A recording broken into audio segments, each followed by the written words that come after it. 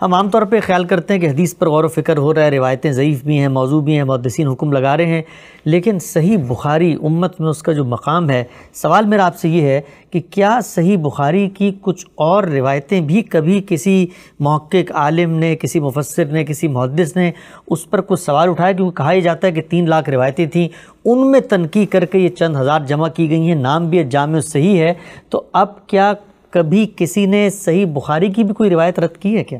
صحیح بخاری کی روایات پر جب سے وہ وجود میں آئی ہے لوگ تنقید کرتے رہے۔ اچھا، دارقطنی کی تنقیدات سے کون واقف نہیں ہے؟ ابن حجر نے، یہ آپ جانتے ہیں کہ اپنی شرح میں ان کے اعتراضات کا جواب دیا ہے، اس کے بعد بھی ہر دور میں لوگ اس کی تنقید کرتے رہے ہیں۔ ہمارے اپنے زمانے میں بہت سے اہل علم ہیں جنہوں نے بخاری کی روایات پر اعتراضات کیے ہیں، تو اس وجہ سے یہ سلسلہ بھی اسی طریقے سے جاری رہے گا۔ یہ عام لوگوں کی معلومات ہوتی ہیں کہ وہ یہ خیال کرتے ہیں کہ بس امام بخاری پر تو آسمان سے الہام ہوا تھا۔ یہ انسانی کام ہے۔ امام بخاری کا کام بڑا غیر معمولی کام ہے، انہوں نے بڑی محنت کی ہے۔ یہ جب کہا جاتا ہے کہ یہ الجامع الصحیح ہے تو یہ صحیح اس معنی میں صحیح نہیں ہوتا جس میں ہم اردو زبان میں صحیح کا لفظ بولتے ہیں۔ یہ در حقیقت محدثین کی اصطلاح ہے، یعنی اگر کسی روایت کے بارے میں تحقیق سے یہ معلوم ہو جائے کہ اس کے راوی کے کردار پر کوئی حرف نہیں ہے، اگر یہ معلوم ہو جائے کہ اس کی سند میں اتصال ہے، اگر یہ معلوم ہو جائے کہ حفظ و اتقان کے لحاظ سے اس پر کوئی بات نہیں کہی جا سکتی اور کسی محدث نے اس میں کسی علت کی نشاندہی بھی نہیں کی، تو اس کو صحیح کہا جاتا ہے۔ چنانچہ یہ ایک اصطلاح ہے، اس علم کو سمجھنا چاہیے، اور یہ امام بخاری کا انسانی کام ہے۔